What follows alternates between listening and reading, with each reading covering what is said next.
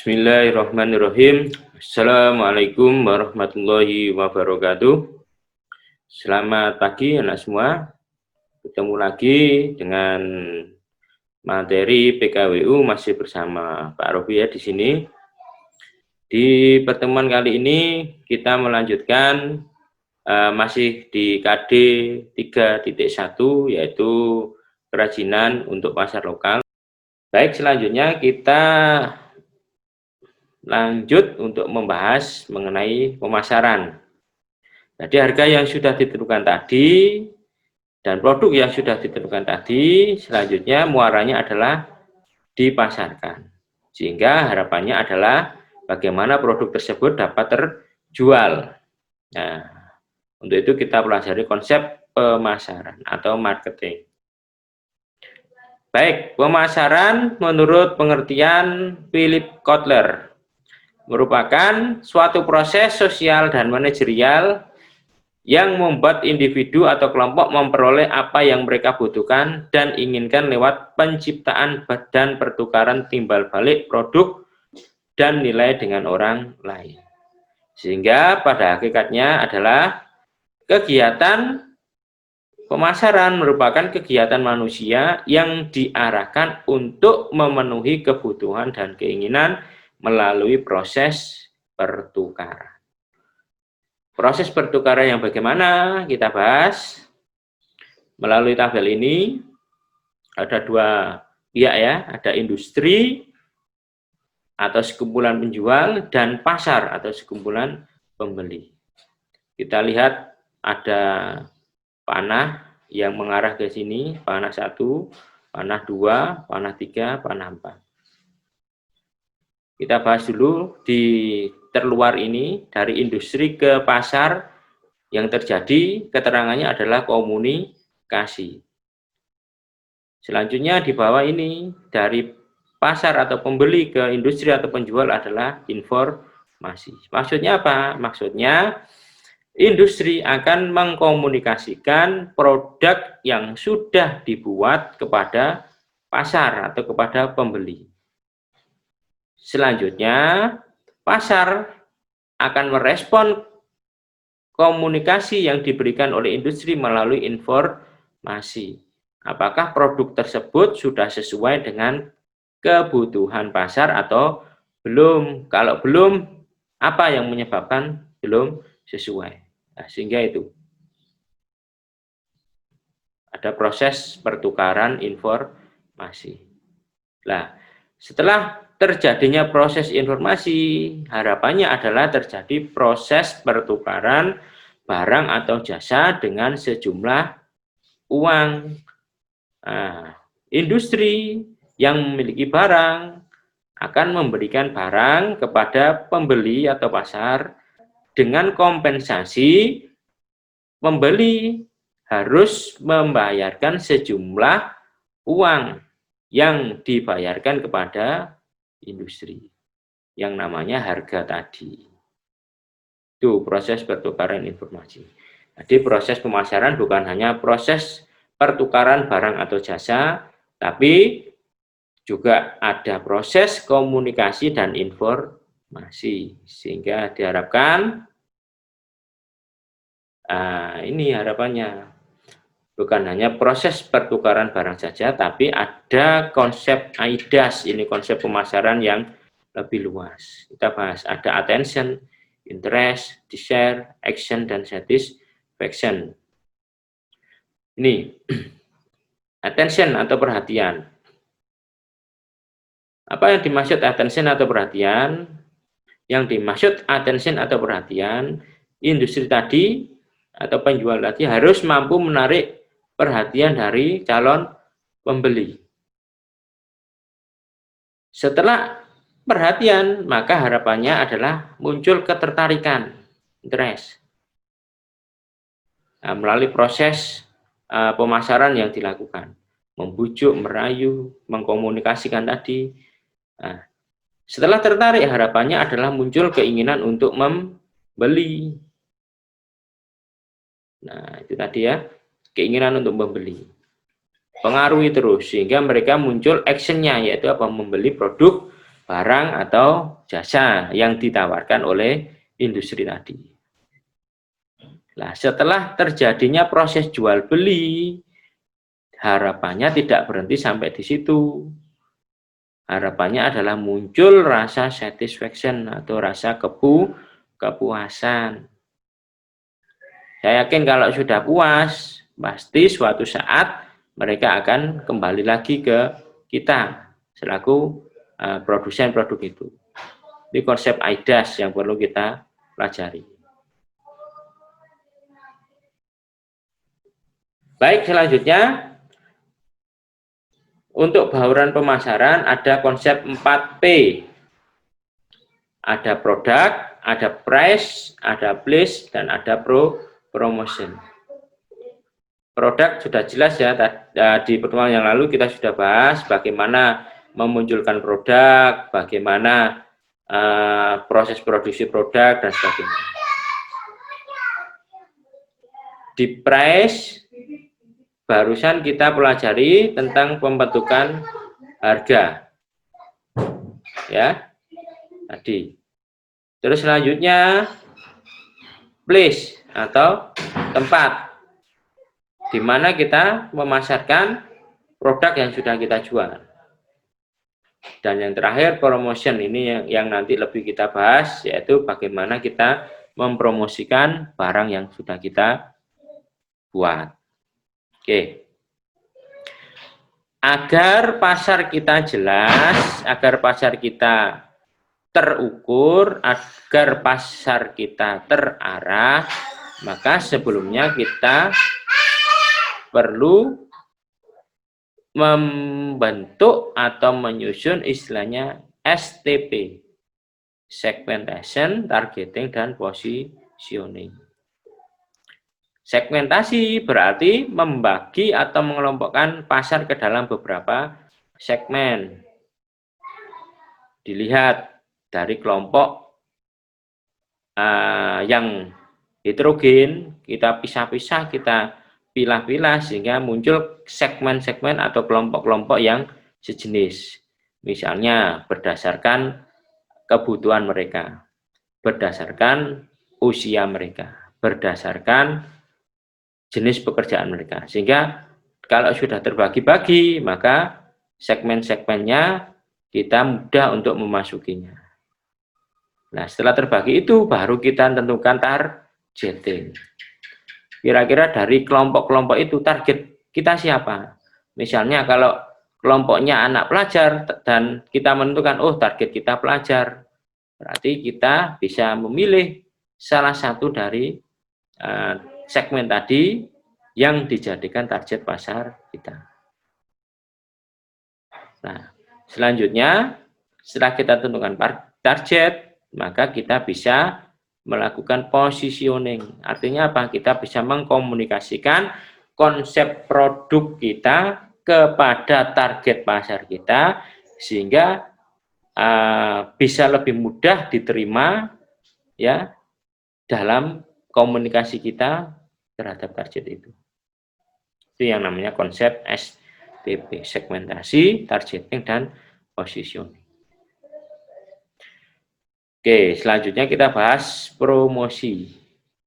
Nah, STP tadi bisa lebih mengena atau pemasaran lebih mengena apabila disertai dengan proses promosi. Promosi merupakan, menurut Philip Kotler ya, merupakan aktivitas yang mengkomunikasikan keunggulan produk untuk membujuk pelanggan sehingga pelanggan membeli produk itu. Nah, membujuk, ada kata membujuk di sini tidak berarti kita menyampaikan hal yang tidak sebenarnya, tapi membujuk di sini adalah lebih mengarah ke persuasif, mempengaruhi agar pelanggan itu mau membeli kita. Tapi informasi yang diberikan bukan merupakan informasi palsu, tapi informasi yang memang sebenarnya. Oke, selanjutnya apa sih tujuan promosi? Tujuan promosi merupakan memberikan informasi. Yang kedua, membujuk dan mempengaruhi Serta yang ketiga, menciptakan kesan atau image. Yang keempat, sarana untuk mencapai tujuan. Ini tujuannya. Nah, strategi-strategi promosinya yang sering kita pakai ada konsep 5 ini ya. Ada advertising, ada personal selling, ada sales promotion, ada public relation, dan ada direct marketing. Ini strategi-strategi promosi. Ini contohnya. Advertising atau iklan. Jelas, mungkin kita sering melihat iklan yang ada di media cetak, media elektronik, dan sebagainya. Ini. Nah, terus untuk personal selling, nih, artinya terjadi tatap muka langsung antara penjual dengan pembeli, personal selling. Oke. Yang ketiga ada public relation atau publikasi, misalnya melalui brosur, melalui pamflet, melalui baliho, atau bahkan kalau media sosial sekarang kita seringkali melihat ada posting status, posting story melalui media sosial, ya, itu termasuk publikasi. Artinya untuk proses publikasi ini tidak melibatkan pihak lain di mana kompensasinya kita harus membayarnya. Jadi kita tidak perlu membayar. Beda dengan iklan. Kalau iklan berarti kita melibatkan pihak lain dan kompensasinya kita harus membayarkan sejumlah biaya iklan yang dibebankan. Kalau publikasi ini tidak. Ya, melalui media-media yang kita punya bisa kita keluarkan. Atau mungkin lewat CSR. CSR itu Corporate Social Responsibility, misalnya bakti sosial dan sebagainya, itu kita bisa melibatkan kegiatan-kegiatan itu untuk sarana promosi kita. Nih, public relation. Oke, selanjutnya ada selling promotion, promosi penjualan. Bisa contohnya misalnya memberikan diskon, atau mungkin melalui ini kegiatan pameran-pameran. Kalau produk kerajinan itu biasanya ada pameran. Nah, itu banyak manfaatnya kalau produk kerajinan itu. Kenapa? Karena selain mengetahui informasi tentang produk itu, ya, konsumen bisa melihat langsung detail produk yang sudah dibuat. Artinya bukan hanya berbentuk gambar ataupun berbentuk tulisan, tapi mereka bisa mengetahui langsung detail produk yang sudah dibuat. Yaitu contoh selling promotion atau promosi penjualan. Nah, ini yang kelima ada direct marketing. Direct marketing merupakan pemasaran secara langsung. Jadi tidak melalui perantara pihak lain. Jadi produsen melalui konsumen terjadi komunikasi secara langsung. Bisa melalui telepon, melalui telemarketing, bisa melalui email, bisa melalui broadcast, ya, atau melalui proposal, surat penawaran, dan sebagainya. Tujuannya apa? Tujuannya agar informasi dapat tercapai secara langsung, sehingga timbal baliknya pun diketahui secara langsung oleh pihak produsen. Itu yang dimaksud direct marketing. Nah, itu ada alternatif penjualan lagi ini ya, yang seringkali kita ketahui pada era informasi dan teknologi yang semakin maju ini, atau istilahnya jual beli online. Ini ada istilahnya cara dropship. Cara dropship. Ini cara dropship. Artinya ada customer atau pembeli, ada dropshipper atau penjual, dan ada supplier atau produsen. Kita lihat panahnya. Customer apabila mengorder barang atau memesan barang, maka dia tidak langsung melalui supplier atau produsen, tapi dia melalui dropshipper. Berapa harganya, ya, dan dia transfer sesuai harga yang ditetapkan oleh dropshipper. Nah, karena dropshipper ini tidak memiliki barang, mereka hanya menjual saja, maka dropshipper kemudian meneruskan pesanan dari customer kepada supplier yang merupakan pihak yang memiliki barang dengan sejumlah harga yang ditentukan oleh supplier atau produsen. Nah, terus keuntungannya bagaimana? Keuntungannya ini, margin atau selisihnya.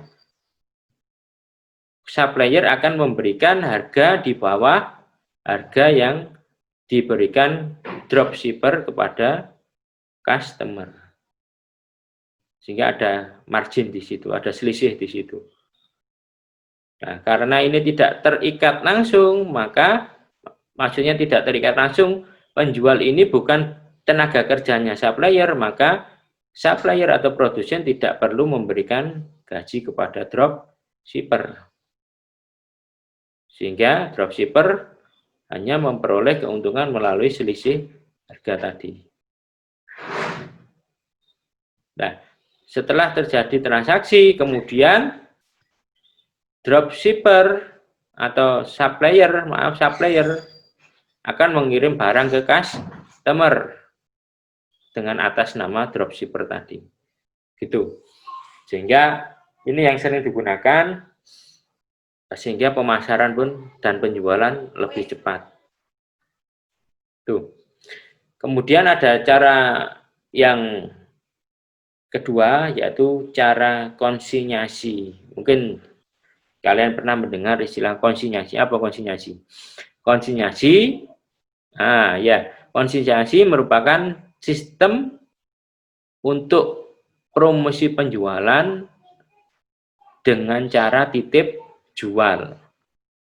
Artinya apa? Artinya pihak yang memiliki barang namun dia tidak memiliki tempat, maka dia menitipkan ke tempat yang tidak memiliki barang dengan perjanjian-perjanjian yang sudah disepakati. Nah, itu cara konsinyasi, titip jual. Nah, si penjual tadi atau yang memiliki tempat tadi akan membayarkan kepada pemilik barang tadi setelah barangnya laku terjual. Nah, itu yang namanya cara konsinyasi. Baik, itu ya. Nah, sekalian, ada dua materi yang sudah kita bahas di pertemuan kedua ini. Semoga dapat bermanfaat untuk kita semua. Dan jangan lupa untuk terus belajar soal-soal yang sudah diberikan melalui penugasan, bisa dikerjakan, atau mungkin ada yang kurang jelas, bisa langsung tanya ke saya selaku pengajar PKWU. Dimanapun dan kapanpun kalian bisa tanya. Baik, terima kasih. Tetap semangat belajar. Untuk pertemuan kali ini saya cukup sekian yang dapat saya sampaikan. Semoga bermanfaat. Tetap semangat belajar ya. Saya akhiri. Assalamualaikum warahmatullahi wabarakatuh. Salam sehat.